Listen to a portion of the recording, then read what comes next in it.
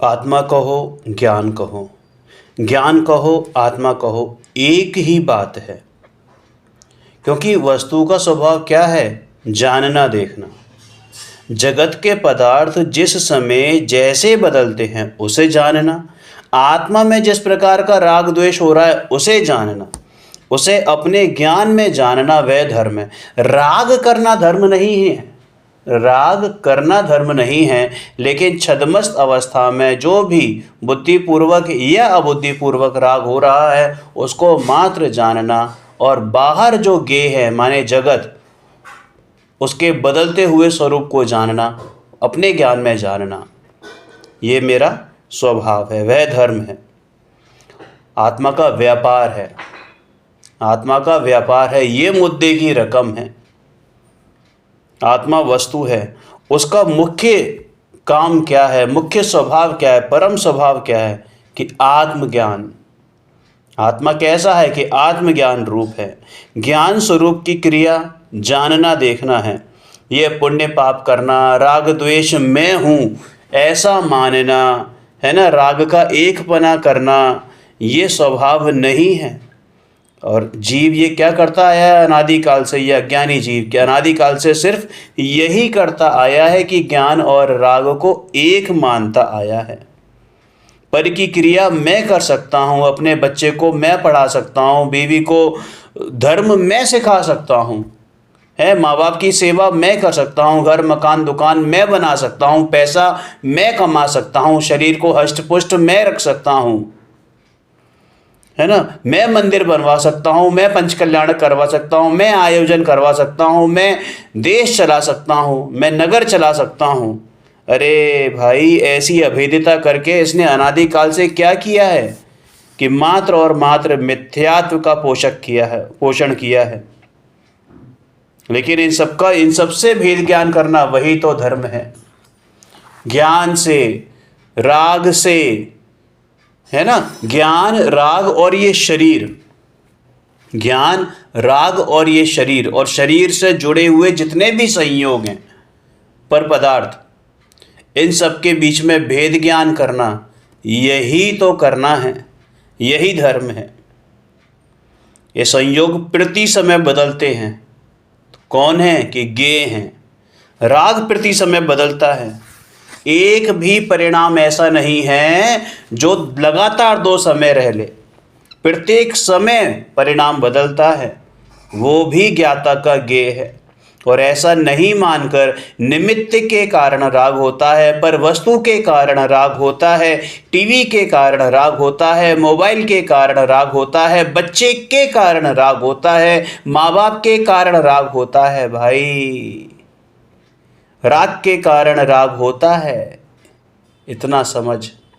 तेरी तेरी बुद्धि अपने में नहीं जाकर पर में लगती है, इस कारण राग होता है। तेरे अपराध के कारण राग होता है। समझ में आया?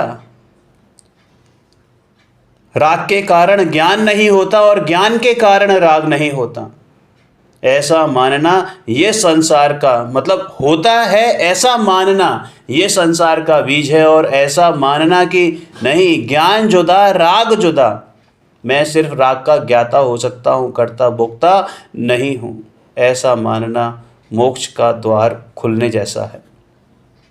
तेरा रूप कैसा है कि ज्ञान सामर्थ्य है। तेरे सामर्थ्य शक्ति भाई अनंता अनंत अनंता अनंत अनंता अनंत द्रव्यों को, उनके गुणों को, उनकी पर्यायों को, समस्त पर्यायों को एक साथ जानने की है। सर्वज्ञ होने की तेरी सामर्थ्य है, सर्व को जानने की तेरी सामर्थ्य है, लेकिन ये निमित्त को देखने की, राग द्वेष रूप होने की, अल्पज्ञ रहने की तेरी शक्ति नहीं है। तेरा वास्तविक स्वरूप भी नहीं है, क्योंकि तेरा स्वरूप तो मात्र जाननहार है। अज्ञान और राग द्वेष को जीतकर वीत राग विज्ञान दशा प्रकट करके वस्तु कायम रही है। अरे उसे ही तो सर्वज्ञ स्वयं उसको परमेश्वर कहते हैं, उस वस्तु को परमेश्वर कहते हैं। अरे वो कार्य परमेश्वर, उस कारण परमेश्वर को परमेश्वर कहते हैं, जिसका आश्रय लेकर वो कार्य परमेश्वर बने हैं। इसके अतिरिक्त कोई भी परमेश्वर नहीं होता। भगवान आत्मा का ख्याल आना चाहिए, क्योंकि वस्तु की खबर बिना पुरुषार्थ को लाएगा कहाँ। समझ में आया? सर्वज्ञ भगवान पूर्ण जानते हैं और छद्मस्त अधूरा जानते हैं। ऐसा जानना यही स्वयं ज्ञान है। जगत के पदार्थों की जो अवस्था हो चुकी है, वर्तमान में हो रही है, भविष्य में होएगी, वे सभी पदार्थ, वे सभी पर्याय वर्तमान में कथनचित विद्यमान हैं। कथनचित माने अपेक्षा से, यानी कि आगत और अनागत दोनों प्रकार की पर्याय और वर्तमान पर्याय जो हो गई, जो हो रही हैं, जो होंगी, तीनों पद पर्याय वर्तमान में कथनचित विद्यमान हैं। समझ में आया? अरे अपने सर्वज्ञ शक्ति का विकास करेगा तो सर्वज्ञ बनेगा। भूतकाल की जो पर्याय हो गई, भविष्य में होंगी, वे सभी पर्याय वर्तमान में विद्यमान हों, ऐसी केवल ज्ञान में ज्ञात होती है कि अभी के अभी वो झलक रही हैं। ऐसा ज्ञान का स्वभाव है। उन ज्ञेयों को वर्तमान जानने का स्वभाव, ऐसा ज्ञान का स्वभाव है। तेरा स्वभाव सर्वज्ञ होने का है, तेरा स्वभाव सभी को जानने का है, ऐसी प्रतीति करना वह धर्म है। अरे तू ज्ञाता द्रव्य है। सर्वज्ञ पूर्ण रूप से जानते हैं, देखते हैं। उनको सभी पदार्थ पूर्णतः दृश्य और ज्ञेय होते हैं। दृश्य माने देखने में आने वाले, देखने में आते हैं, बिल्कुल जैसा लगता है जैसे एक्सक्लूसिव, लाइव एंड एक्सक्लूसिव, स्पष्ट तरीके से। निचली दशा में अधूरा जानते हैं और देखते हैं, और अमुक गे दृश्य मतलब कुछ गे दृश्य होते हैं, कुछ गे होते हैं। फिर भी सभी पदार्थ गे में प्रतीति में वर्तते हैं, यानी तू जाननहार है, ऐसी प्रतीति होती है। सर्वज्ञ कहाँ से हुए हैं? क्या राग द्वेष में से सर्वज्ञपना आया है? क्या अल्पज्ञपने में से सर्वज्ञपना आया है? भाई तेरे अंदर में सर्वज्ञपना बसा है। क्यों जाता गिरनार, क्यों जाता काशी, घट ही में है तेरे घट घट का वासी, तुझ ही में है तेरे घट घट का वासी।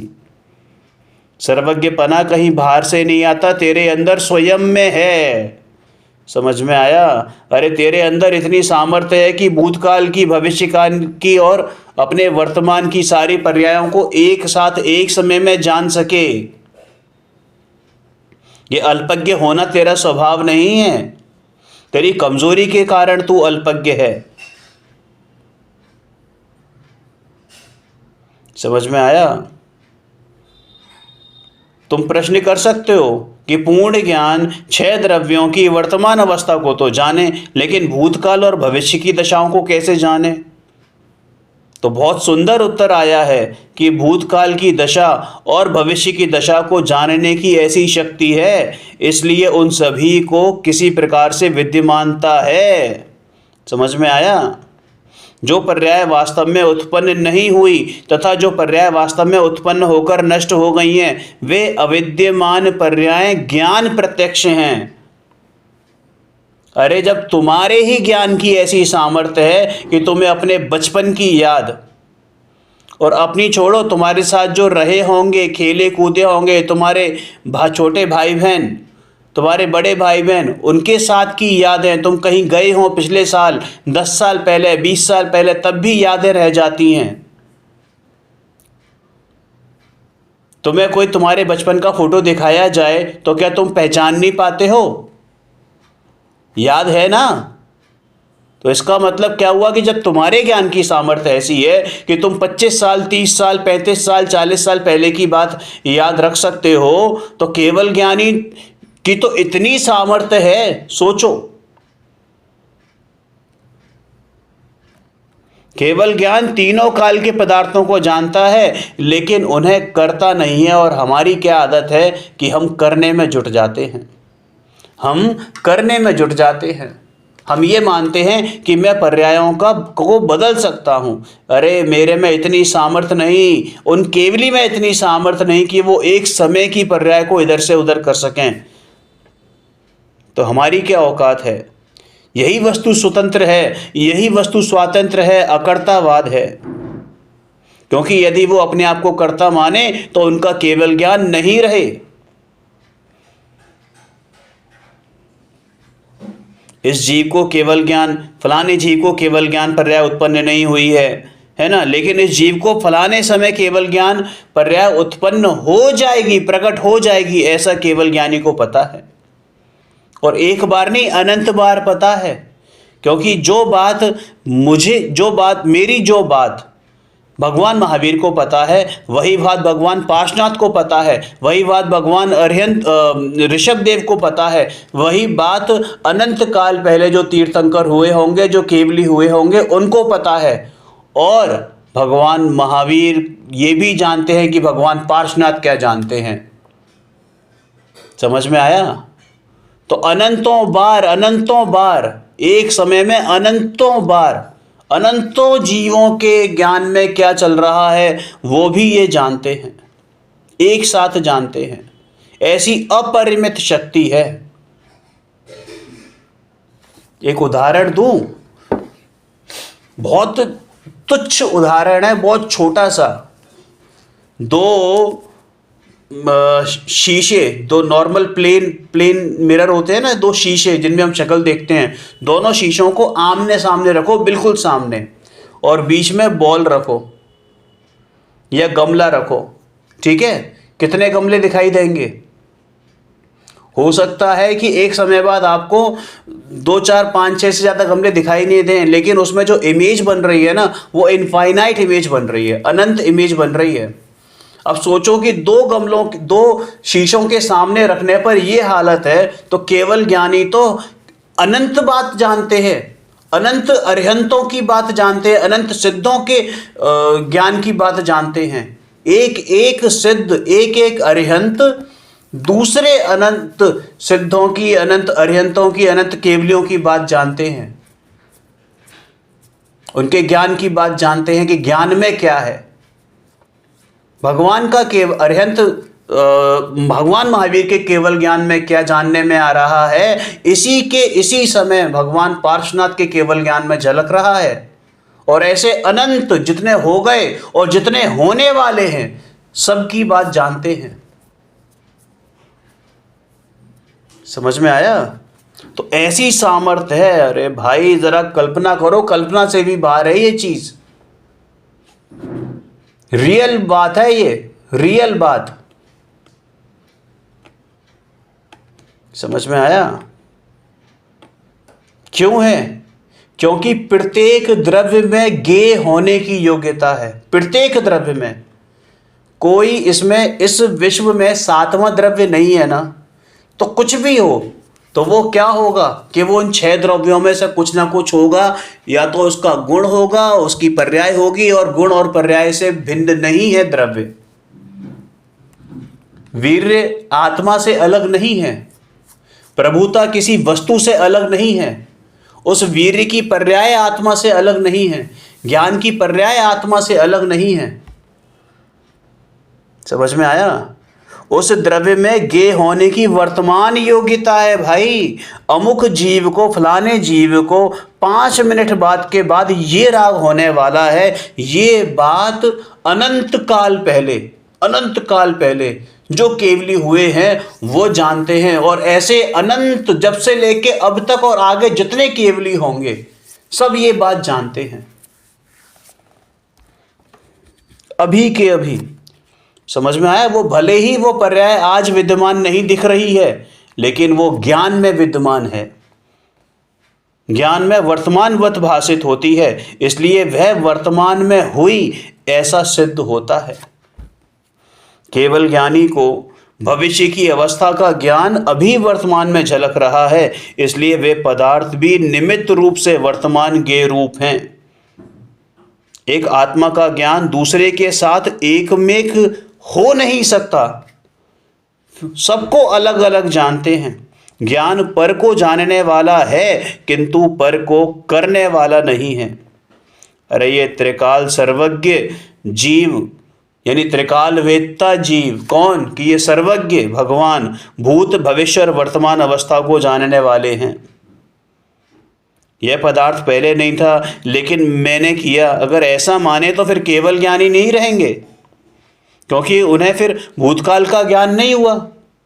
इसका मतलब वो वस्तु नई उत्पन्न हुई है, और कोई भी दुनिया में वस्तु ऐसी नहीं है जो नई उत्पन्न हुई हो। वस्तु मतलब 6 हैं, जाति अपेक्षा द्रव्य 6 हैं तो 6 ही रहेंगे, उनकी पर्याय बदलेंगी और पर्याय अपने आप से बदलती हैं, अपने स्वयं षटकारक से बदलती हैं। हमने पढ़ा था ऐसी उनकी स्वरूप संपदा है पर्याय की। वास्तव में वे 3 काल के पदार्थों को जानने वाले हैं, इसलिए कोई पदार्थ नया उत्पन्न होता नहीं है और कोई पदार्थ ज्ञात ना हो ऐसा भी नहीं होता। भूतकाल के पदार्थ का उनको अभी के अभी ज्ञान है, इसलिए भूतकाल के पदार्थ थे, और जो पदार्थ थे उनको जाना है, इसलिए ये पदार्थ त्रिकाल हैं। ये बात भी सिद्ध होती है, और वे सर्वज्ञ भी त्रिकाल हैं। समझ में आया ना? और सर्वज्ञ भी त्रिकाल है। मैं भगवान महावीर अभी सर्वज्ञ हुए उसकी बात नहीं कर रहा, लेकिन अनंत काल से सर्वज्ञ चले आ रहे हैं। अनंत काल से अनंत सर्वज्ञ हो गए, अनंत सर्वज्ञ होंगे। तो सर्वज्ञ भी त्रिकाल है और उनका सर्वज्ञ स्वभाव भी त्रिकाल है। भले ही वो अभी इसी समय कोई मोक्ष गया हो या इसी समय किसी को केवल ज्ञान हुआ हो, लेकिन ऐसा नहीं कि जिस समय केवल ज्ञान हुआ तो उसी समय से जानना शुरू किया। जिस समय केवल ज्ञान प्रकट हुआ उसी समय उन्होंने अनंत काल पहले क्या हुआ था और अनंत काल बाद क्या होने वाला है वो सब जानते हैं। समझ में आया? सामान्यपने सिद्ध और केवल ज्ञान लिया जाए तो वह अनादि से है, किंतु एक व्यक्ति की अपेक्षा से केवल ज्ञान आदि है। यानी भगवान महावीर की अपेक्षा देखें या जम्बू स्वामी की अपेक्षा देखें तो हाँ कि 2000 2500 साल पहले भगवान महावीर को केवल ज्ञान हुआ है ना, 2500 साल पहले करीब जम्बू स्वामी को केवल ज्ञान हुआ, तो उनकी आदि है। आदि अनंत, सादि अनंत है ना। लेकिन सामान्य पने से तो भाई सिद्ध अनंत काल से हैं, केवल ज्ञान भी अनंत काल से है, मोक्ष मार्ग भी अनंत काल अनादि काल से है। पहले कोई पहले और कोई बाद में नहीं। जैन दर्शन का मार्ग अपूर्व है भाई, और तू ज्ञाता दृष्टा है, तू भी अपूर्व है, तू भी त्रिकाली है। अपने स्वभाव का अवलंबन ले तो तू सर्वज्ञ बनने की तेरे में सामर्थ्य है। समझ में आया? अपना निज अवलंबन लेके तू सम्यक दर्शन प्रकट कर, और सम्यक दर्शन प्रकट करके केवल ज्ञान प्रकट होगा ही होगा। ज्ञेय में जो पूर्व अवस्था हो चुकी है भविष्य में होगी उसे ज्ञान जानता है, और ज्ञेय भी ज्ञात होने योग्य है। होती है ना प्रमेयत्व गुण, है ना सब में प्रमेयत्व शक्ति। भूतकाल की अवस्था और भविष्य की अवस्था वर्तमान में ज्ञात हो ऐसा ज्ञेय का स्वभाव है और ज्ञान का जानने का स्वभाव है। अरे इस चैतन्य मंदिर भगवान आत्मा में ज्ञान का पूर्ण भंडार भरा पड़ा है भाई। मैं भी सर्वज्ञ होने के स्वभाव वाला हूँ, किंतु निमित्त और व्यवहार से सर्वज्ञ होने वाला नहीं हूँ। ऐसा निर्णय हो तो वही सम्यक दर्शन है। ये व्यवहार का अवलंबन तूने अनादि काल से लिया है, और सही बात बोलें तो व्यवहार का भी नहीं लिया, क्योंकि जब निश्चय का अवलंबन लेता है ना तो व्यवहार साथ में चलता है। तू जिसको व्यवहार मानता है वास्तव में तो वह व्यवहार भी नहीं है, वो तो सिर्फ बाहर की चीज है। भाई अपना अवलंबन ले, अपना निर्णय ले कि मैं सर्वज्ञ होने के स्वभाव वाला हूँ, है ना। ऐसा निर्णय जिसको हो वही सम्यक दर्शन है, और अंतर्लीनता होती है वही सम्यक चारित्र है। और बीच में जो राग आता है ना, चाहे बुद्धिपूर्वक हो चाहे अबुद्धिपूर्वक हो, वो ज्ञेय है। अभी एक परमाणु कोई विष्टा रूप है और 5 दिन के बाद अन्य रूप होगा, यह पर्याय भविष्य की है, जिसे वर्तमान में ज्ञान जानता है। वह पदार्थ वर्तमानवत प्रमेयत्व शक्ति को धारण करे हुए है। आत्मा और परमाणु में कोई नई पर्याय नहीं हुई, तथा जो राग द्वेष दया दान की पर्यायों का जो व्यय हो गया है वह वास्तव में अविद्यमान होने पर भी, यानी जो पर्याय भूतकाल में निकल गई वो अविद्यमान होने पर भी मानो ज्ञान से चुपकी हुई हो, चिपक गई हो, लिपट गई हो। वह ज्ञान के प्रति नियत हैं, पदार्थ में भी पर्याय नियत हैं। 5 वर्ष के बाद उनमें जो पर्याय होने वाली है वह नियत है। वह सभी पर्यायों की बात है। ये बात समझ में आया? कोई कहता है कि सर्वज्ञ जानते हैं इसलिए विकार या पर्याय नियत हैं, लेकिन भाई विकारी पर्याय अपनी अपेक्षा से अनियत है, तो यह भी भूल है। पदार्थ में भी पर्याय नियत है, वस्तु का स्वभाव अनियत नहीं है। फिर भी अनियत माना जाए तो केवल ज्ञान में नियत किस तरह भाषित होगा? अगर अनियत माना जाए तो केवल ज्ञान में नियत कैसे भाषित होगा? यानी कि जो पर्याय नष्ट हो गई है ही नहीं, जिसका अस्तित्व ही नहीं है, तो केवल ज्ञान जिस चीज का अस्तित्व नहीं है उसको कैसे जानेगा? 7वें द्रव्य का अस्तित्व है या नहीं है कि नहीं है, तो 7वां द्रव्य आता है ज्ञान में कि नहीं आता है? तो फिर जो पर्याय खत्म हो गई या जो पर्याय है नहीं, उनको केवल ज्ञान कैसे जानेगा? कि कथनचित, कि वो पर्याय कथनचित विद्यमान है, वो ज्ञान में विद्यमान है, फिक्स है ज्ञान में, वर्तमान में नहीं है। इसमें कोई दो राय नहीं है, वर्तमान में नहीं है। समझ में आया? जैसे नीला कपड़ा दर्पण में दिखाई दे तो उसका प्रतिबिंब भी तो नीला है। दर्पण में नीली शैडो दिखाई दे या नीला प्रतिबिंब दिखाई दे और सामने काला कपड़ा हो, तो ऐसा होता है क्या? ईंटों की अलग अलग अवस्था भविष्य में जैसी होने वाली है उसे केवल ज्ञान पहले से जानता है कि कौन सी ईंट कौन सी दीवार में चुनेगी। अरे एक समय का केवल ज्ञान भूत और भविष्य की अवस्था को जानता है, इसलिए पर्याय निश्चित हो गई हैं, ऐसा माना जाता है, और वे सर्वज्ञ के ज्ञान में चिपक गई हैं। इस अपेक्षा से उनको नियत कहा गया है। अनंत काल की अनंती अवस्थाएं, अनंत अवस्थाएं जो बीत गई और भविष्य काल में जो अनंत अवस्थाएं होंगी, वो सभी सर्वज्ञ के ज्ञान में सीधी प्रत्यक्ष भाषित हो रही हैं। राग और कर्म का उदय भी ज्ञान में ज्ञेय है। भविष्य में कैसा राग होगा वह सर्वज्ञ के ज्ञान में आ गया है, इसलिए वह नियत है, लेकिन अल्पज्ञ उसे नहीं जानता।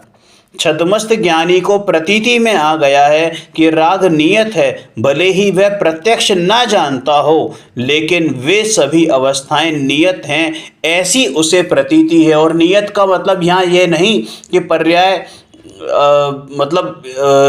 का उत्पाद व्यय नहीं हुआ। कथनचित, यहाँ पे जो भी नियत शब्द इस्तेमाल किया है उसके साथ आपको स्यात् पद लगा लेना है अपने आप से। यही तो गाथा चल रही है कि कथनचित सर्वज्ञ के ज्ञान में अविद्यमान अवस्थाएं वर्तमान प्रत्यक्ष ज्ञात होती हैं। सर्वज्ञ के ज्ञान में अविद्यमान यानी जो अभी है नहीं, नॉन एग्जिस्टेंस जिनका है, लेकिन फिर भी वो वर्तमान में ज्ञात होती हैं। यानी लेकिन वो जो अवस्थाएं कौन सी, कि जो अवस्थाएं हो चुकी हैं या होंगी, वो अवस्थाएं ज्ञान में नहीं आएंगी जो ना तो कभी हुई और ना कभी होने वाली हैं। वो अवस्थाएं ज्ञान में नहीं आएंगी, क्योंकि जिनका कभी भी अस्तित्व नहीं होगा, जिनका सत्ता ही नहीं होगी कभी भी, तो वो ज्ञान में नहीं आएंगी ना। सर्वज्ञ के ज्ञान में अविद्यमान अवस्थाएं वर्तमान प्रत्यक्ष भाषित होती हैं। समझ में आया? अरे भैया, महाविदय में भगवान सिमंदर विराजते हैं उनके ज्ञान में जो अनंती पर्याय बीत गई हैं वे प्रत्यक्षपने वर्तती हैं। ऐसे लाखों लाख केवली मनुष्य देह में विराजते हैं, सिद्ध दशा में अनंत केवली विराजते हैं। उन केवल ज्ञानी के ज्ञान में पदार्थ की सभी अवस्थाएं ज्ञात होती हैं, भूत और भविष्य की अवस्थाएं वर्तमान में ज्ञात होती हैं। समझ में आया? ज्ञान में भूतकाल और भविष्य की अवस्थाएं वर्तमान में प्रत्यक्ष ज्ञात होती हैं, दिखाई देती हैं। इसलिए ज्ञेयों की भूतकाल और भविष्य की अवस्थाएं वर्तमानवत हैं। और यह समझे बिना अज्ञानी क्या करता है कि बाहरी क्रियाकांड में रुक जाता है, लेकिन वह क्रियाकांड ज्ञान स्वभाव को समझने में काम नहीं आता। ज्ञान में ये पदार्थ सामने पड़े हैं। भूतकाल के तीर्थंकर जो हो गए वे सभी कैसे हैं कि वे सभी जैसे ज्ञान रूपी पत्थर में क्या कहते हैं, तंकोत्कीर्ण हो गए हैं, उत्कीर्ण हो गए हैं और वर्तमान में नजर के सामने विद्यमान है, ऐसे ज्ञात होते हैं। ऐसे पत्थर में एम्बोज्ड करते हैं ना, एम्बोज्ड क्या होता है कि उकेरी जाती है आकृति उकेरी जाती है।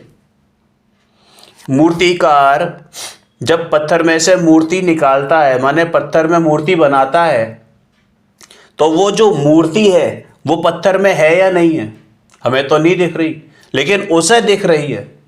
जब उसे दिख रही है तभी तो उसने निकाली वहां पर, यानी उस मूर्ति का अस्तित्व था। तो भाई जब उस मूर्तिकार जैसे अल्पज्ञ भी क्या कहें, वो तो अज्ञानी है, उसे जैन धर्म की ABCD नहीं मालूम, कभी शास्त्र भी नहीं पढ़े होंगे, सर्वज्ञ का मतलब भी नहीं मालूम होगा, फिर भी उसको वह मूर्ति दिख रही है। तो केवल ज्ञानी की कितनी सामर्थ्य है सोचो।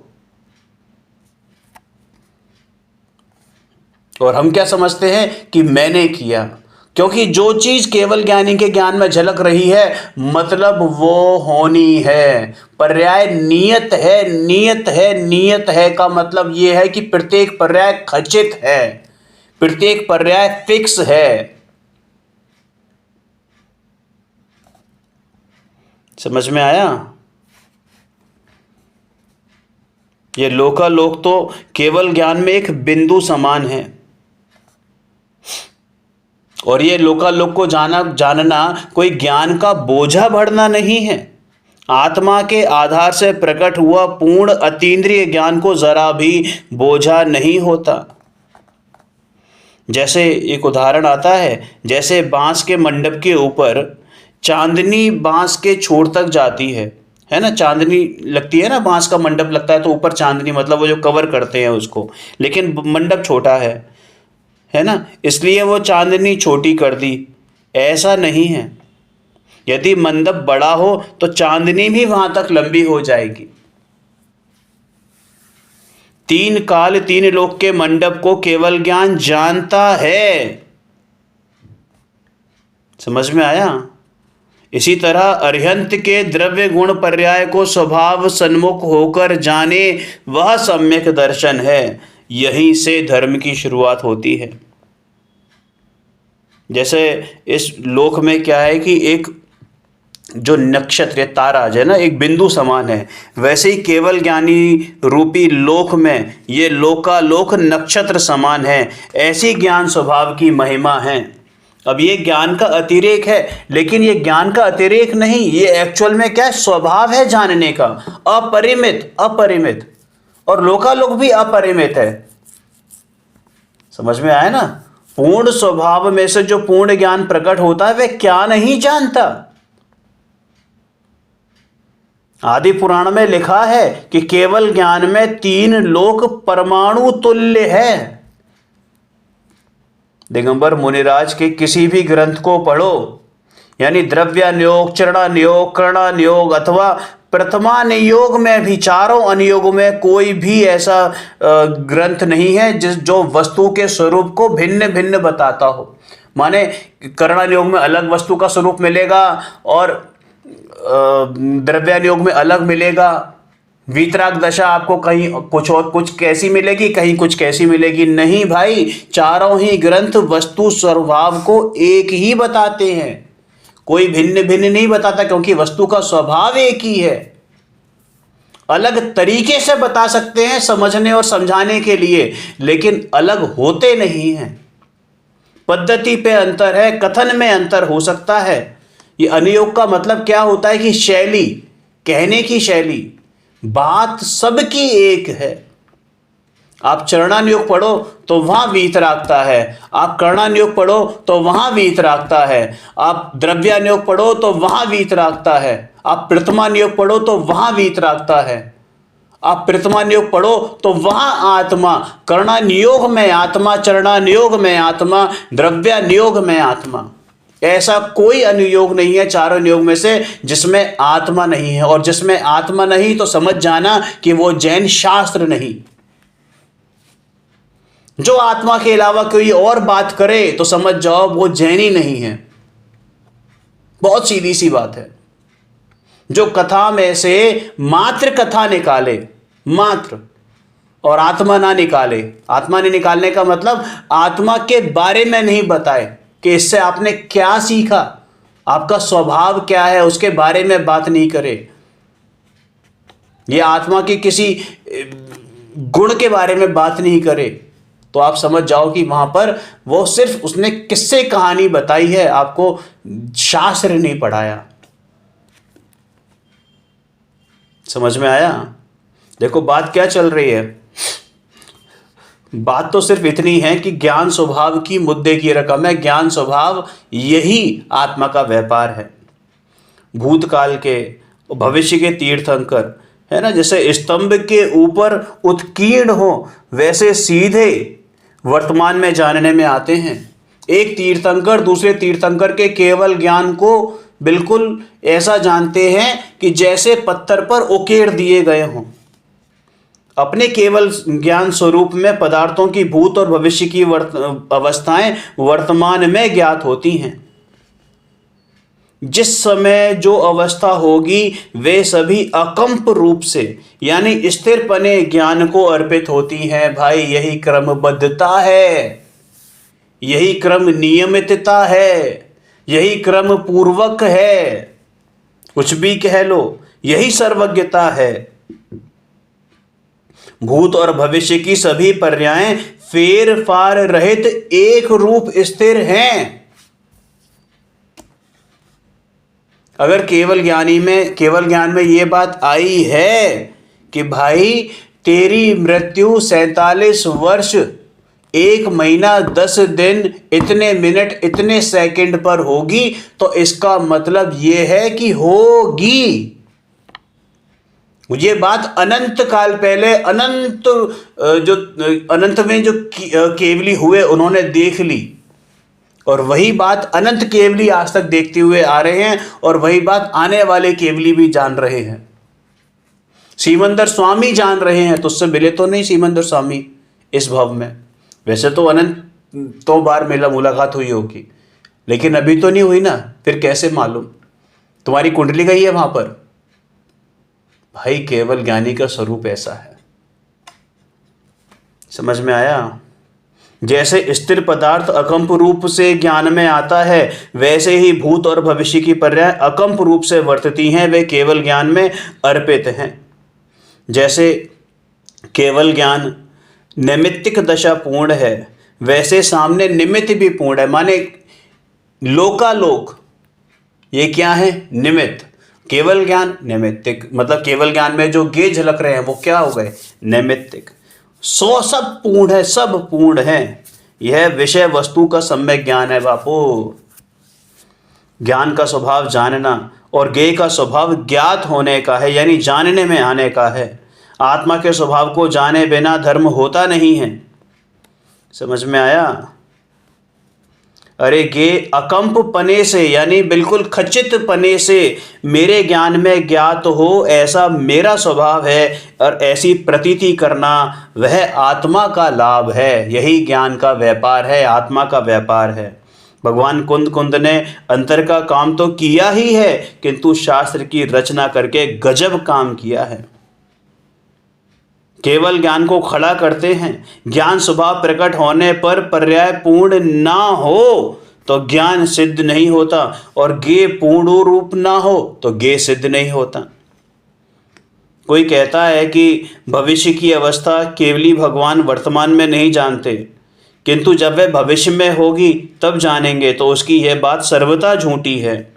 भविष्य में पर्याय होगी तब अगर वो जाने तो फिर केवल ज्ञान कहाँ का रहा। पानी की अवस्था जब ठंडी होगी वह निश्चित है, तो उसे बर्फ की निमित्तता भी निश्चित है। परमाणु में स्पर्श गुण की अवस्था बदलकर ठंडी होती है, क्योंकि एक सत्य के कारण दूसरा सत्य नहीं है। समझ में आया? अरे अपना ज्ञान स्वरूप अकंप है, अकंप, आगे पीछे नहीं, और ज्ञेय जिस तरह से है वैसा ज्ञान को समर्पित है, वैसा ज्ञान को अर्पित है। यानी सभी कुछ एक समय में ज्ञात हो जाता है, और जैसा ज्ञान है वैसा ज्ञेय परिणमित होता है, फिर भी ज्ञान को पराधीनता नहीं है। ज्ञेय की अवस्था ज्ञेय के कारण बदलती है, ज्ञान के कारण नहीं, और ज्ञान की अवस्था ज्ञान के कारण बदलती है, ज्ञेय के कारण नहीं। इस तरह अरिहंत का निर्णय करना यह सम्यक दर्शन है। आएगा ना 80वीं गाथा में, जो अरिहंत को द्रव्य गुण पर्याय से जानता है वो अपने आत्मा को जानता है। यही सम्यक दर्शन है। समझ में आया? यदि सभी अवस्था वर्तमान में ना जाने तो फिर वो केवली नहीं है, सर्वज्ञ नहीं है। भाई जिसे धर्म करना हो उसे क्या करना चाहिए? तो कहते हैं कि आत्मा का ज्ञान और आनंद स्वभाव है, उसका अवलंबन लेना चाहिए, अपने स्वभाव का अवलंबन लेना चाहिए। आत्मा कोई नई वस्तु नहीं है, इसलिए उसका कोई कर्ता नहीं है ना। तो वो किसी में मिलकर नष्ट हो जाए ऐसी वस्तु नहीं है। इस जगत में जो आत्मा है उसका ज्ञान स्वभाव है, उसकी पूर्ण दशा प्रकट करना वह पर्याय स्वभाव है। ज्ञान गुण आत्मा के संपूर्ण भागों में व्याप्त है, संपूर्ण क्षेत्र में। अरे ज्ञान कह लो, आत्मा कह लो, बात एक ही है। आत्मा की सर्व अवस्थाओं में रहता है। यह ज्ञान तत्व अथवा भाव है। ज्ञान नाम का स्वभाव आत्मा में अनादि अनंत है, और उसकी पूर्ण पर्याय जो अंतर ज्ञान में एकाग्र होने पर प्रकट होती है वह आत्मा में सर्व भाग में रहती है, किंतु वह अवस्था यानी केवल ज्ञान अवस्था एक समय की है। भगवान आत्मा, उसका ज्ञान गुण और उसकी पूर्ण अवस्था केवल ज्ञान की बात चलती है बापू। विकार और कर्मों का नाश करके केवल ज्ञान पर्याय स्वभाव में से अरिहंत भगवान ने प्रकट की है। उनके स्वरूप के भान बिना उन्हें सच्चा नमस्कार हो नहीं सकता। सर्वज्ञ पद अथवा केवल ज्ञान पद ज्ञान गुण में एकाग्र होने से प्रकट होता है। यह ज्ञान 3 काल और 3 लोकों को पूर्ण जानता है, जिसमें कुछ भी शेष नहीं रहता, कुछ भी बाकी नहीं रहता। समझ में आया? गाथा 38 में आया है, ये पदार्थों की अवस्था एक के बाद एक होती है तो ज्ञान में आ जाती है, अथवा अनंत पर्याय क्रमबद्ध विकारी अथवा अविकारी जो होने वाली हैं वे ज्ञान में अर्पित हो जाती हैं। भाई आत्मा का ज्ञान गुण परम स्वभाव है। राग भय आत्मा का स्वभाव नहीं है, राग की पर्याय भी आत्मा का स्वभाव नहीं है। तो जो मेरा स्वभाव नहीं, मैं उसका कर्ता भोक्ता कैसे हो सकता हूँ? ये शरीर आत्मा नहीं है, आत्मा शरीर नहीं है। ज्ञान शरीर मेरा है। समझ में आया? ज्ञान ही आत्मा है, ज्ञान शरीर ही मेरा शरीर है। ये पुद्गल का शरीर मेरा शरीर नहीं है।